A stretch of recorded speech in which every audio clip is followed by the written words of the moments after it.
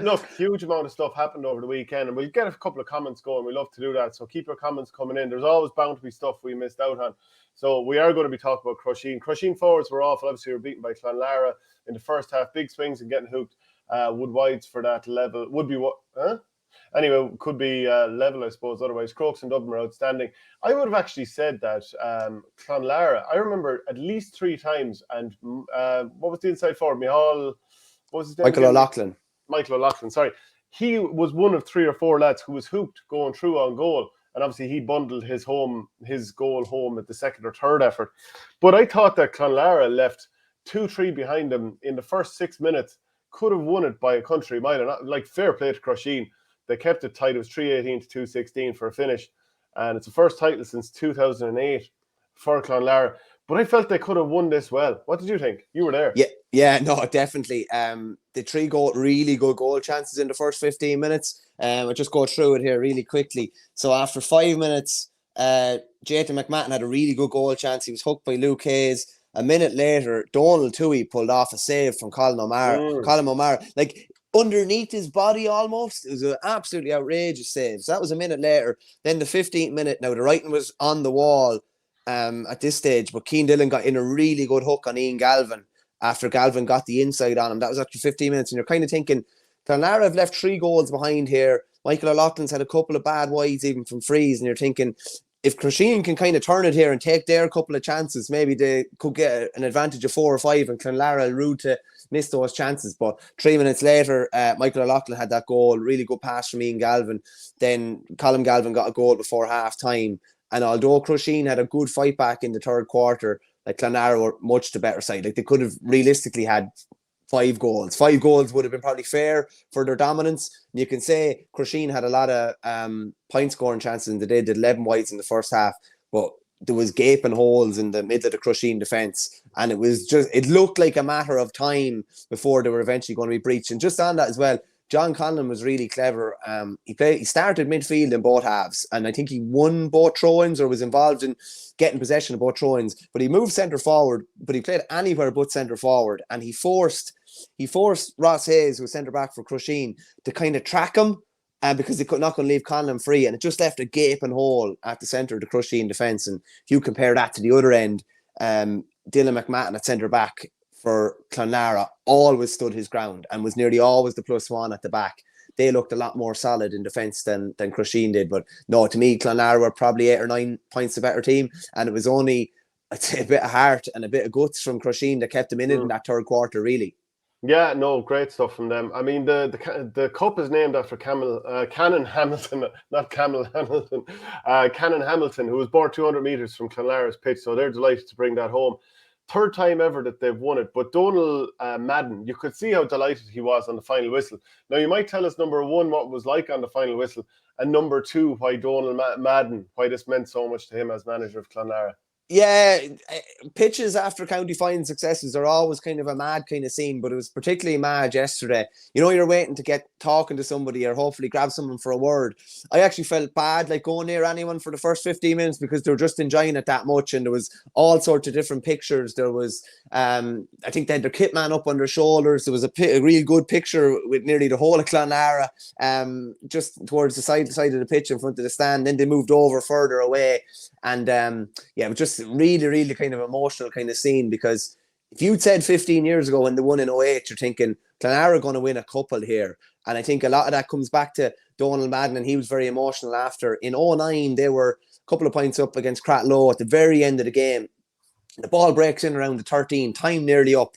Him and Dara Conan are in around the ball, and the ball ends up going out to Madden. He brings it out near the corner flag, and he tries to recycle possession, but he hits it about 65 yards back, trying to recycle it to create a point or whatever, hold on to the ball. It ends up in Cratloe hands. Ball ends up in at the edge of the square. Cratloe get a goal and win the county title, and Clonlara haven't won one since. So he actually, just in an interview after, he pointed over to the corner and said he's been 14 years trying to right that wrong, and he fairly wrote that wrong yesterday anyway. And you could see how relieved he was, just because, like, you carry things like that around with you, and probably mentioned to him fairly regular, I'd say, as well. And now he's won and drove them forward from the sideline, even though he wouldn't take too much credit. Seems like a very humble fella. someone said to him after, he said, you did this, you guided these lads here, and he just said, well, I'm 1 of 40, so I only gave 2.5%. That was the way he was talking about it. But really emotional for him, and really, really, he was really, really delighted. And yeah, something that he carried for a long time. I'd imagine he was able to lift it off his shoulders. That it was a big monkey on his back, I'd say, for 14 years, and he got rid of it yesterday. Do you remember that story? It was 1993, and there was a World Cup qualifier for France, and David Ginola gave away the ball in the last minute against Bulgaria. They went down, scored the goal. France didn't qualify for the World Cup. Gerard Houllier, I think afterwards, he had used the term that he'd murdered his team or whatever. And this is something that even, now Ginola is very, very sore talk about. I mean, why wouldn't he be? But like, it's kind of a similar story in a lot of ways. Yeah, very, very similar. And I think he's actually a Tulla man originally, and maybe moved to Clonlara.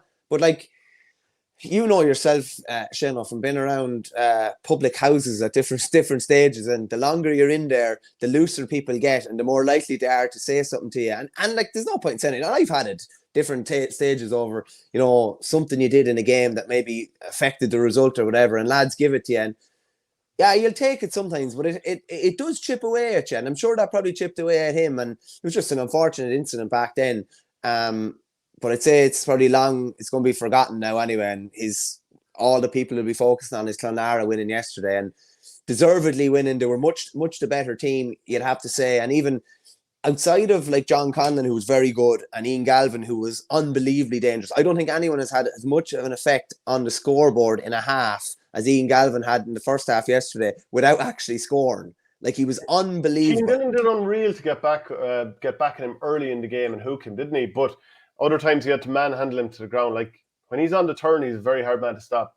Yeah, and that goal chance that Galvin had after 15 minutes, he got Dillon kind of showed him the inside, and he took the inside, and it was difficult. Maybe Cian Dillon should have maybe just kind of damaged imitation and just let him try and stand him outside and concede the point or whatever. But Galvin was really on form, and a lot of that was to do with the supply from his brother Colm, who there just seemed to be a bit of a telepathy between the two of them. And Colm Galvin has always been one of the great creators in hurling. Like, he just puts on lovely ball for an inside forward, and they obviously have a brilliant relationship as brothers or whatever. But he was laying on crazy ball for Ian Galvin. Ian Galvin was going to town on Cian Dillon. He had a tough opening 20 minutes. Thought he came into it a lot when he went out half back. He went out half back, and Ty Dean came in full back. But Galvin was still really, really dangerous inside. And we mentioned him once or twice, but Michael O'Loughlin he had a tough opening 15 minutes. He missed a couple of frees, and you're kind of thinking, I was sitting beside Dennis Walsh at the Times, and I just said, Jesus, I said, Michael O'Loughlin, this could be one of them days where things don't go right. And then all of a sudden, I think he ended up scoring the last 4 points of the second half, and he obviously rattled that goal in the first half as well, and he ends up with 2-9, 7 frees, like, after a really tough opening quarter. It's amazing the way it can turn. And on Clonlara, they'll be tough enough to beat for the Tipperary champions, I can tell you that. We'll focus on John Conlon and Colm Galvin, Ian Galvin, obviously, but they've like a really kind of youthful spine to the team. Thought Logan Ryan, a cornerback, was brilliant. A fist pumping cornerback. He was out in front a load of times. You sure he's not tip? He could. Brendan Bugler's the king of the fist pump. Yeah. He doesn't like me saying that now, to be fair. But Gerard Powell, very good fullback. Dylan McMahon, very good centre back. At Aidan Moriarty midfield, a lot of energy, a lot of youth. I think they won a minor. Was it 4 years ago? A minor A, and those boys are generally backbone on that side. I think they went back training. They won the Senior B last year. And just for people that don't know, you go into the Senior B after you're knocked out of the Senior A, so it's not as if they were Senior B or anything, but they've won the Senior B the last 3 years, and they're kind of celebrating after winning it last year. And I think John Conlon just kind of put the hand up and said, like, lads, what are we doing celebrating the Senior B here? We're better than that. I think they went back to the gym 2 weeks after last year, after winning the Senior B, and Donald Madden obviously pulled the whole thing together, and they're happy men this morning. Yeah, they most certainly are. To be fair to Crusheen, no harm in mentioning a couple of their scores. Oisin O'Donnell and Clonlara got their pound of flesh then when he went through for his goal. He scored 1-4. Brilliant stuff there. Breffney Horner got 1-3, a couple of those frees. Ross Hayes, who we mentioned earlier, he scored 3. Conor O'Donnell and Fergus Kennedy, they scored 2 apiece. Dermot Stritch is another good player as well. Like, I know it didn't happen for him throughout the game, Did he score at all? I'm not sure, but he definitely. Yeah, he got one. Yeah, he definitely looks a lively player. Anyway, I suppose like if we talk about the Senior B final, Ballier, and I'm sure Ballier in other years they feel like they should be in a final here. You know, they won it a couple of years ago when Tony Kelly got injured and didn't feature after. Was it the quarterfinal stage? Did he not play the semi-final and final? They still went on to win it. But as we found out there last Thursday when Tommy Guilfoyle was on the show, their B final against Aina Kilnamona was postponed due to the pitch availability. Mad that it was supposed to be on a Thursday at 8 p.m. I wonder is there any chance that they'll go on a Saturday now or Sunday? Yeah, I'd say they probably will because there's no rush on it now, and they're not going competing in Munster or anything like that. So I presume they probably wait till Cusack Park is available either Saturday or Sunday. So I'd imagine that I'd get a decent bill in there. From Ballier and Aina Kilnamona's point of view, I'm sure there's a lot of regrets towards how the year has panned out. Just a word, Shane, on Colm Galvin as well. A guy who, probably looked like nearly his entire career was over when he had to retire from Clare. Probably was about 20 months ago, I'd say, with chronic groin injury. We're just chatting him briefly after yesterday, and just an unbelievably happy man. He got through the whole year without any injury whatsoever. He said he really started focusing on recovery because I suppose he had to, and he was doing a lot of work in plunge pools and stuff like that. But he was like maybe the same pace of 2013 is not there, but the brain is still there, and he's just like he's one of the sweetest strikers of a ball you will ever see. And his goal just before half time, which the only word to describe it was bundled over the line, I'd say. I don't even know if it hit off, if he actually hit it with his hurl. It kind of nearly half looked like he threw it in over the line. But he was brilliant yesterday, and he just said after even that he's got through the whole year without injuries and that he's mad for road. So they face obviously the Tipperary winners in mid-November. So being that, there's massive incentive for whoever wins that game. You're through to a Munster final. Yeah, you could say you could be facing the Ballygunner machine on the other side, but you're going to do your damnedest to get to a Munster final. And I'm glad they've got plenty of time to enjoy it, because I know we'll get into it in a while. I was looking at Shelmaliers yesterday. I was looking at St. Joseph's on Saturday. St. Joseph's had 6 days to recover from their first county title win in 23 years, and they go to extra time, and they're beaten by a couple of points. 100%. They've gone 4 ahead next time. Yeah, 100%. It's the effects of the game the previous Sunday, number one, and then the celebrations. Same with Shelmaliers. The winners of Shelmaliers and Lomans could easily go on to a Leinster final. Lomans won it by 2. Are you telling me that Shell's playing the week before didn't have a massive effect? Of course it did, and everything that comes with it. So I don't know. You'd have to place a lot of blame at the county board's door in both counties, that they knew when the fixtures were out. They knew when they had to have their representatives ready. 2 weeks minimum, realistically. You do whatever you have to. And in Laois, realistically, the hurling was played a week before the football. Surely that should have been the other way around. Or surely the football on the same weekend, one Saturday, one Sunday. Do the two finals really bother each other? No, but even that, the hurlers, Camras have loads of time to get ready for the hurling, whereas Joseph's had 6 days to get ready for the football, and that doesn't make sense. And when you know the fixture's 3 or 4 months out, you just have to shift things around or whatever and make sure that you're giving your champions the best chance of getting through. Do you know what I mean? They hamstrung themselves there. Yeah, so Adrian McGrath says Colm O'Mara should have, his wing forward, should have laid off to Galvin for 2 he saved. Was writing on the wall in terms of goals after the county semi-final, and Scarf didn't finish against Crusheen. Adrian McGrath also adds Crusheen were well beaten, but they showed real courage in the second half. It was like 2 different games between the halves. Now, I said that Tommy Guilfoyle was on to us, letting us know that the Ballier-Aina Kilnamona game wasn't going ahead last Thursday. He's been in contact. He must be watching the show. How are you, Tommy? Saying the Senior B final is fixed for tonight at 8 o'clock in Gertine on a Monday night. How do you feel about that now if you're a Ballier or an Aina Kilnamona player? I don't see the rush on it at all. Surely you just played in Cusack Park on Saturday or Sunday. I don't see what the rush is there, to be honest with you. I don't know. I think it's a bit mad, to be honest with you. I wouldn't be. I know you think a little bit differently about playing games under lights. I think there's certain games you can play under lights, league games, etc. I don't think you play county finals under lights unless the game stretches into darkness and you turn on lights. It's just a different environment. You get to 8 o'clock this evening or whatever it is in Gertine, there's dew on the ground.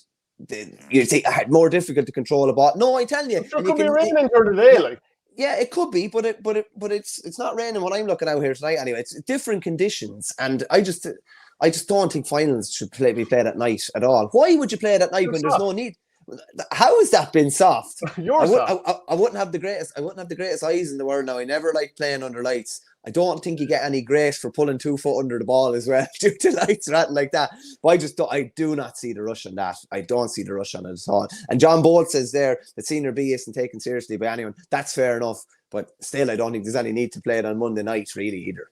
Yeah, and I see that P-Well74, clearly a Limerick man, is trying to make the Clare final all about himself and Limerick. We've had lots of Clonlara players over the years. Finn Gallion's hurling team have had a final next Saturday, and the football team played a final on Monday with a lot of dual players playing 2 finals within 48 hours. There's more dew on the ground down here in the southwest. There you go, yeah. P-Well74 also adds in that Wexford hurling final finished nearly 2 months ago and still not played in Leinster, but the football champions have no break. Yeah, I mean, it just beggars belief. Do you know what I also find strange? We'll be talking about the Kerry Championship a little bit later on, but Fossa are into the intermediate football final. Last played, about 4 or 5 weeks ago, maybe? And now the senior East Kerry team, who obviously have the Cliffords and so on, they're now into a Kerry final. So that whole Fossa team has had to wait for absolutely ages before they can play their county final. I presume that final would have been played by now if the Cliffords weren't also lining out for East Kerry. Yeah, I'd imagine so. I just don't understand it. I don't understand why. I've never seen it anywhere in any competition where we'll play it until the final, then we'll lay off for 6 to 8 weeks, maybe all told. We'll play the county championship and then we'll come back to the club championship. It's a bizarre one. It doesn't make sense to me. I saw Sean Kelly, the former GA president, talking about it and questioning the structures within Kerry or whatever. I just don't understand why they didn't play those championship games. And it's very unusual for, say, you want to strike while the iron is hot. Say Fossa have really come to the boil now. They've gotten over Stacks. They've all that momentum, probably unexpected. They weren't expected to beat Stacks. Then all of a sudden, as a manager, you're like pulling the reins in and you're basically waiting until East Kerry are out. And then you're like, what did they go off doing? Did they go off do a new preseason again? Or did they play practice games without the Cliffords? Probably not, because there's that many lads from Fossa involved with East Kerry that they can't. It's just a really, really awkward one. And do you know what? We might try and get someone on maybe the manager even to talk through how exactly you negotiate that kind of gap, because it's a very, very unique one. It's bonkers. It's another mad GAA thing. You wouldn't see that in any other sport. Never would you put a competition on hold at the final stage to go and play another competition. Would you say, of those teams that finished their county final a good while ago, Mount Leinster, Ballygunner, Naveena, for example, they're all playing challenge matches against each other to bait the band to get, prepare for their Munster and Leinster championships? Yeah, pretty much. They're all in the same boat. I know last year Ballygunner played, who'd they play last year? Or maybe it was the year before, they played Rapparees. I think they were trying to play, I was chatting to Darrell Sullivan last week, the Ballygunner manager. So I think they were trying to play Naveena, but I think they were actually playing intermediate football at the weekend. They won intermediate football. So they were playing Leinster Championship. So it's kind of a tricky one. I know Lucan played Mount Leinster there a couple of weeks ago. Yeah, you're trying to keep kind of things ticking over. But it is a bit of a mad one. Ballygunner, as I said, I've dealt with it really, really well. But for a lot of other teams, it's a very difficult balancing act. Yeah, must be frustrating prioritising for management. I'm sure that's back talking about the East Kerry situation and the Fossa boys. So will Thurles or Kildangan be able to keep it pucked out to Clonlara? Clonlara gets to go and watch the county final replay, which in itself is an honour. I don't think to be much in that now, have to say. I think to be very I don't think to be much in it. From if Clonlara take their chances and they're afforded those sort of chances now, whether they would be by Thurles or Kildangan is another story. That's toss of a kind when it comes to it, I'd say, being honest with you. And yeah, as I said, a great chance for both to get through to the Munster final. Just a quick one, Shane, as well. Just some word coming through from Clare about that game being played tonight. Just someone on to me here saying the under-21 championship taking preference in Clare. Big push to play off the Senior B and leave the 21s off. No appetite for Senior B competition whatsoever, and very hard to keep lads training. So it's obviously a competition that means very, very little. And it seems to be Tommy's after following up saying it's raining heavily there, so it could be cancelled yet. So we'll have to wait and see. I'm sure nobody is waiting in anticipation to find out what happens with that Senior B nothing final.